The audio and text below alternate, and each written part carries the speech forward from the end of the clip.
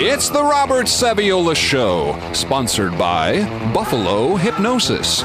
And now, from the beautiful studios of WBEN, here's Robert.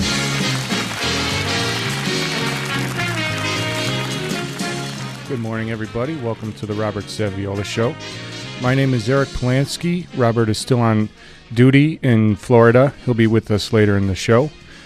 Today we have with us a special guest once again from Niagara-Wheatfield area, Mr. Bob Heisner. Now, Bob is a Vietnam veteran. He has a youth ministry in Niagara-Wheatfield that extends into Niagara Falls and LaSalle Middle School. I got involved with Bob not too long ago, earlier in the year, with a Commander Michael Imhoff that we brought to town with the Free Group. Now, when I got together with Bob, I realized that this was a guy that was no holds barred. He doesn't take no for an answer. He is, I would call him something similar to a mayor of Niagara-Wheatfield, and anybody who knows Bob can testify to that. Bob, welcome to the show. Well, it's great to be here, Eric, and you're very kind, the words you speak of me, but today in America and with young people, it's no time to sit on the sidelines. We have a lot of work to do, so I look forward to talking with you. Beautiful. Now, your ministry is called Project Future. It's on, can you tell us what road that's on? Yes, the Project Future Center, it's a little over 20 years in operation now, and I started it out of deep concern for young people in the direction that I saw many of our young people ending up on, which I consider a wrong path of life, and many obstacles in today and in our country that need to be addressed. And rather than stick my head in the sand, I wanted to address them. But we are located on Niagara Falls Boulevard, right near the old Oppenheim Zoo. Actually, there's the Oppenheim Park that's there. It's 2720 Niagara Falls Boulevard, right near Whitmer Road, and that's our Project Future Center. We've been in operation 20-plus years now. What exactly happens at Project Future? What kind of children do you get, and what does your program consist of? Well, we take any young person that's 5 years of age and above, and we use martial arts and fitness programs. We have adult kickboxercise and self-defense. Why do we do that? Simply because I have a martial arts background, and I had the opportunity to live and train in Japan for 2 years. I'm involved in the martial arts community, and I feel it's a talent that the good Lord has given me, and I have chosen to develop the Project Future Center and work with youth, because youth are the future. If we don't work with them, and it's just like, I guess the analogy is this: either you're cursed to darkness or you light a candle. You stand up and do something about it. So we've chosen to do something, and we offer programs. We do outreach. I work with the After School Advantage program through the Niagara Falls Housing Authority in Niagara Falls at the high school and LaSalle Prep, and we do community projects. We do a whole lot of things, and we do have a phone number and a website that they can contact us on. Later, if you like, I would be glad to give that. You could give that right now. Oh, okay. Well, it's Project Future #1 at Verizon.net. That again, Project Future, the #1 at Verizon.net, and my phone number is 694-9571. Now, I don't have a secretary. There's an answer machine there. Leave the call on. If you're not a telemarketer, I'll call you back. If you're a telemarketer, I will never pick up the phone. But I'm so sick of those guys calling me when I have things to do in life. They're far more important than talking to them. But if we can help you with your children, again, 5 years of age and up, and we've got a mandate to work with young people and to see them come up to be responsible, contributing citizens to our community and our country. Well, let me say this. When we get back from break, I'd like to go over some of the shining stars that you've raised up through a bad childhood to adulthood, and some of the accomplishments that your students, I guess you could call them students. Yes, sir. Yes, sir. That they've gone on to accomplish through your program. So one more time, why don't you give your email address and where you're located, because you are local. okay, this is for people out there. This is for you Right. people. Okay, this is not a national thing here. This is local. Right. Yeah, it's successful because we run it privately. The government doesn't run it, or the state. So actually we get results, folks, because we have a program that's based in common sense and commitment and teaching people to be a part of it.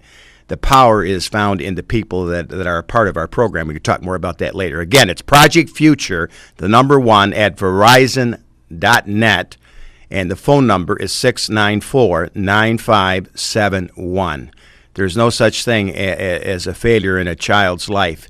We think every young person has opportunity and talents and potential. Well, thank you very much, Bob. And you're listening to WBEN Radio 930, 107.7 FM, The Robert Saviola Show. We'll be right back. Thank you.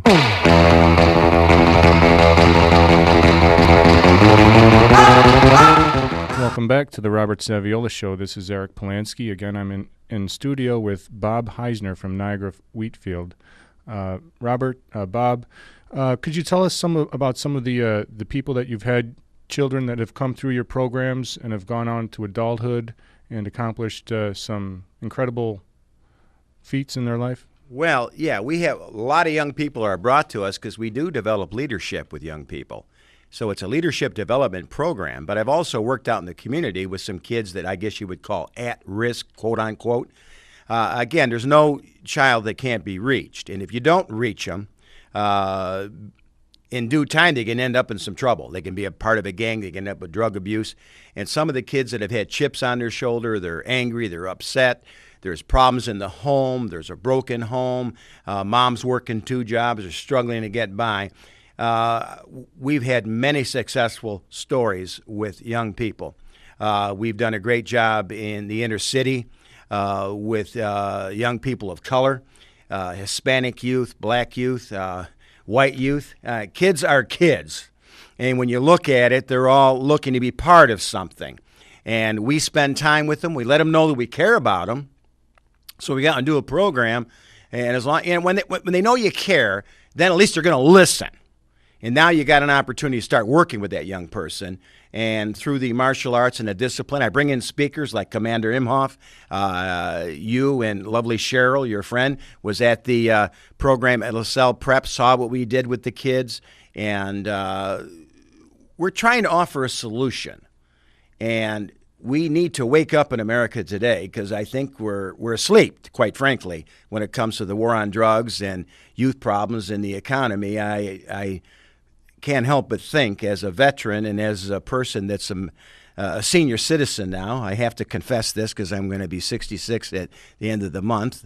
And I know, Eric, you said I don't look like I'm 66. Thank you. I will buy you coffee next time at Tim Hortons. But see, the main thing is that it's a time to get involved. And I know people like to complain, but it's time to stand up. And if for evil and dysfunction to progress, good must merely do one thing: nothing. And that's pretty much what we've been doing in America: nothing. And so we're kind of reaping the rewards of doing nothing. And we see it in the school system. We see it with the economy. We see it with the leadership in our nation. And it's time we wake up and smell the coffee. Well, you've certainly taken the bull by the horns, and you're saying you're going to be 66 soon. I've seen you get your heel higher than your head, so that is unlike any other 66-year-old person that I've ever met. Let's be honest. A lot of the old folks, when they hit 45 or 50, they think life's over and they spend it in a coffee shop complaining about the problems. Well, folks, I don't think our destiny and fulfillment is found in sitting in a coffee shop all day. I like to go to a coffee shop too. Okay, but I think it's important that we do something with our life. Inactivity is reflected in our spiritual condition and our physical condition in America today. If you look at it, people are sitting by, just letting the country go down the path and not do anything about it other than complaining about it. Well, we're with Bob Heisner from Niagara Wheatfield area. You can reach him at Project Future, the number 1 at Verizon.net. He's got a great program. Bob, how many people a year do go through your program? How many children a year? Well, I think over the years since we started the program, there's been thousands. That's why I do seem to know a lot of people. Any given time in the program, we have with adults and young people anywhere up to 80 to 100 ongoing. That does not include the outreach programs that we do in the schools and the community. And again, we have a unique way of reaching young people. And we've had some really, really good results of young people that have gone on to college, become professionals and so forth, and have supported our programs because we're not federally or state funded. Obviously, we couldn't look to those entities because they're both bankrupt and broke. So what we basically do is through the private sector, we actually work to raise our own funding rather than look to the government or state to come in and do it for us. And we don't want them, to, quite frankly, to come in anyways because they'll mess the program up. Right now it works good, just the way it is. You've provided something for the youth. And I got to say, Bob, that I'm not really down on the youth as a lot of people are. I hear the youth these days. Well, I got to tell you, if the people of our generation had gone through some of the same stuff that these children are going through, I don't think you would expect much better or get much better out of us. So I really have to say that I think that for everything that they have to wade through in this life and in this country and all of this, you know what I'm talking about. Yes, sir. Well, yes, sir. They're quite marvelous children because I've been a coach. I've been involved in high school coaching, Lancaster High School, Canisius High School. Maybe those are certain high schools, but I've done a lot of ministry work, at least with coaching, in some of the inner city schools as well. And I have to say that the kids are really fantastic. And if you show them just a inkling of respect for them, that they're more than happy to comply with what you're asking them to do, which is to become better people. And football was a good way for me to see that in the youth. And I'm sure you see the same thing. I think sports, martial arts, music, they're a universal language that kids comprehend and understand. The inner city kids, a lot of the kids in the housing project and some of the kids that are lower income, quite frankly, I find that they have good focus, and once you get them on the track and they're starting to do something and get them going, they're really wonderful young people to work with. And I really am very saddened when I have my devotions and I pray for our country is that so many of our young people are they're ending up in gangs or the wrong side of the law because they haven't been reached out to. And we have so much work that needs to be done here at home, and why people are arguing and among the leadership of our country, things right within the walls of America are not being done, and they need to be addressed. And one of the big problems is the challenge we have with our youth. And, of course, choices with gangs and violence and drugs, very important thing. And I'm very mobilized to do something about it. I choose to not sit back as a Vietnam era veteran and let the world go by without standing up for something that I feel is right and needs to be. We need to fight for something, and this is a right cause, and we need to stand up in America. Well, peer pressure goes both ways. Someone can be peer pressured into making a wrong decision, and they can be peer pressured into making the right decision. So the peer pressure that your program offers, is just as effective in a positive way as peer pressure in a negative way. Now, how many of your children go on to become? Okay, they're not your children, all right, but I'm sure that they'd be happy to call you uncle or whatever. At my age, I do feel like a father figure to them. It's tough when people tell you. I trained with you when you were teaching at Niagara Community College and when you taught martial arts years ago, and I'm bringing my granddaughter down or my grandson. And isn't that amazing? This is Mr. Heisner, and I trained with him, and here's my grandson. I said, thank you, I think. But, every day you have is a good day, and you got your health. We got a lot to be thankful for in America. But, the blessings we enjoy come with a responsibility.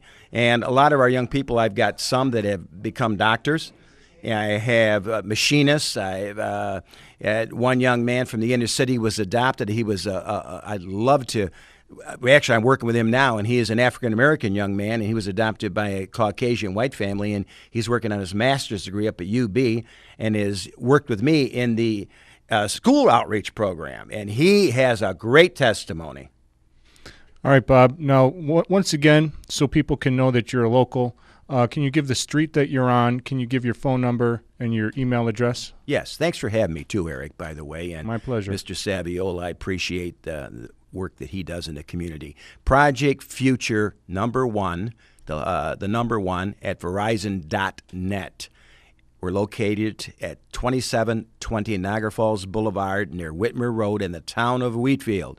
And our phone number is 694-9571. Working together today, we can make and ensure a better tomorrow. And that's the challenge I have for the listeners this morning.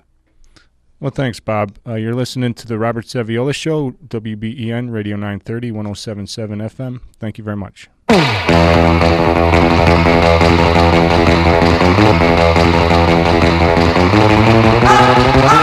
Well, welcome back to the Robert Saviola Show. Yes, it's me, Robert Saviola, just popping in for a quick opinionated segment here about what's happening right now on the campaign trail and what is going to happen between now and early November.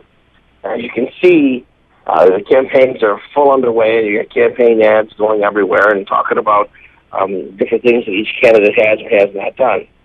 And you notice there's certain tactics here. For instance, you have the Obama administration actually doing everything they can to get the point off of what's really happening in the economy and in our government and in the country.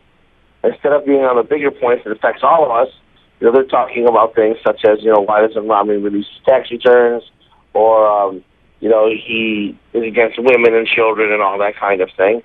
And then you have, Romney, he's doing his campaign, and sometimes he gets caught up defending himself against allegations such as this.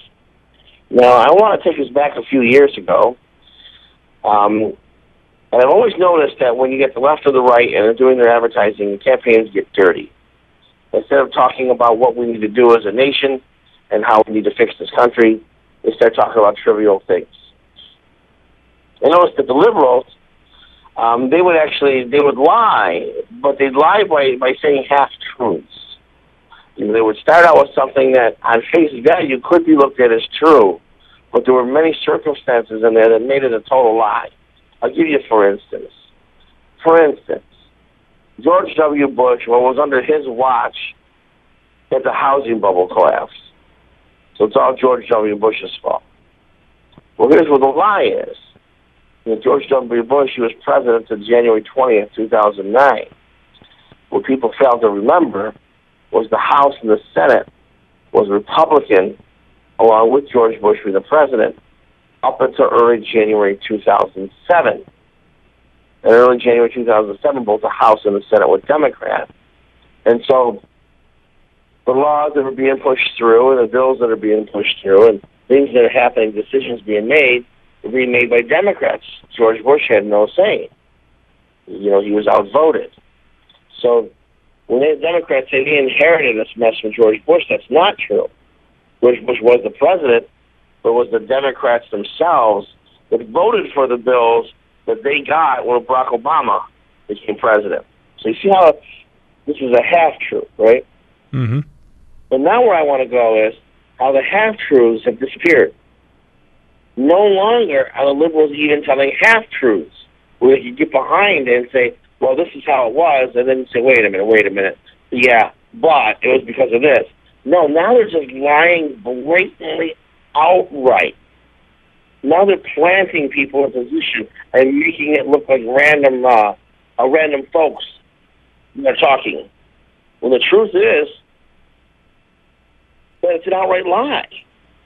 So, for instance, you take this campaign where they're saying that Romney was the cause for this man's wife to die. And so they're saying Romney was, head of Bain Capital.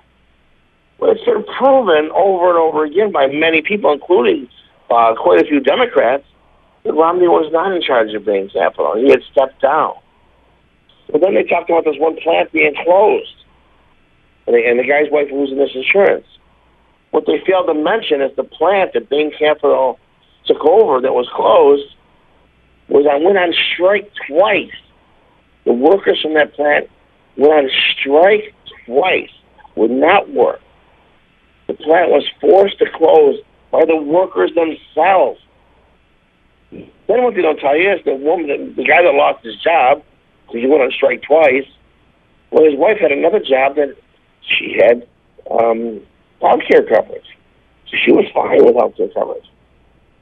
But then a few years later, the woman loses her health care coverage when she has an accident and loses her ability to handle that job. And it's after that that she gets sick with cancer and she dies. So from Mitt Romney being not even part of Bain Capital or heading Bain Capital, and then this plant closing, and then this woman losing her job, or she dying, we're talking 6-7 years. And they're trying to pin it on, Mitt Romney. So we're not even talking where you could even fathomly think that anything here is true at all. So now we're going to look at the rest of the campaign trail. And you can see that there's lie after lie. We're not talking anything near reality. We have soundbite. We have slogan that'll be repeated. And so this year is a little different than the past. Because in the past, of what was getting bad, there were still some remnants of truth somewhere sprinkled around. Now that's all gone. Not only is it all gone, but you're going to watch this year as they do the lies and the slogans that are just repeated. We have a nation of people that are in so much entitlement that we're calling for Barack Obama being ahead by as much as 10 points in some swing state areas. I cannot believe this at all. I believe that this is a false poll, but they put the numbers out like this because I believe that there's voting fraud that's going to take place to steal this election, just like it's a third world country, just like they did in 2010, just like Sherry Reid getting elected in Nevada by all those people that were dead and buried. The judge, comes out and finds this, but you can't, prosecute a dead and buried person who's already dead. We don't know who did it. So, my final words about this is, we are at the precipice of what I think is going to come down in history. We were the United States lost its nation.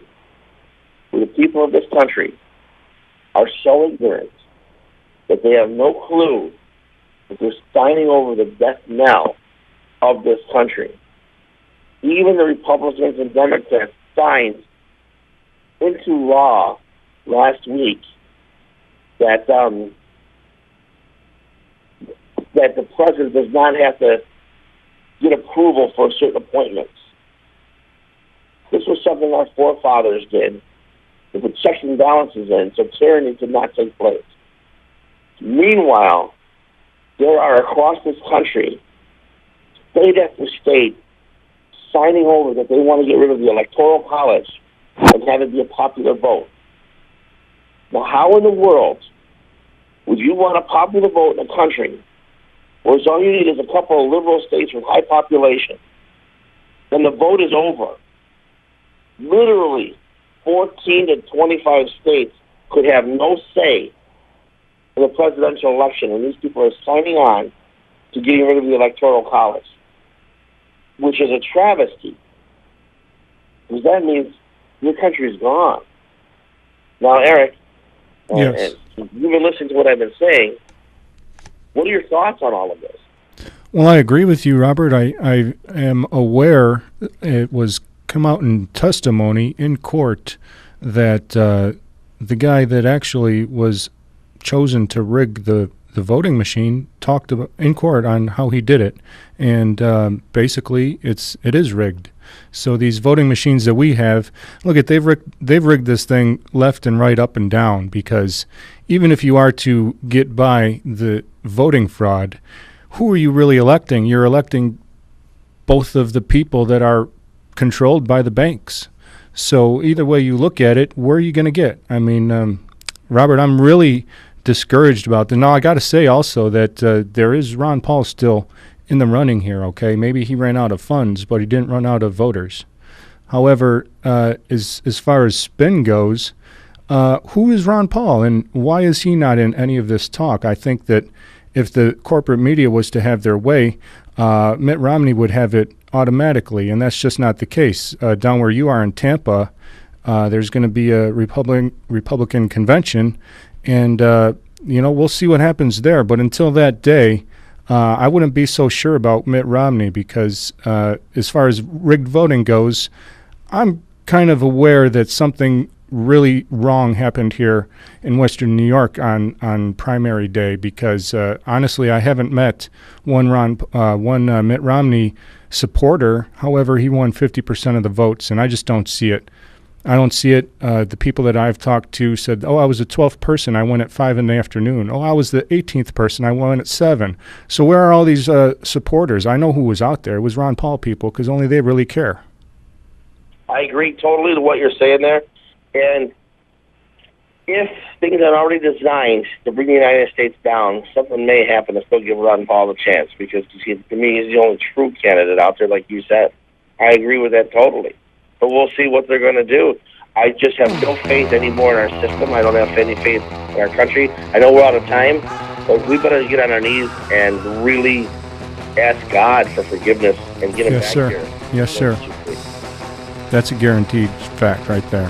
Thank you, everybody. You're listening to the Robert Saviola Show with Robert Saviola in Florida. I'm here in studio. Thank you and God bless. Robert? God bless each and every one of you. See you next week.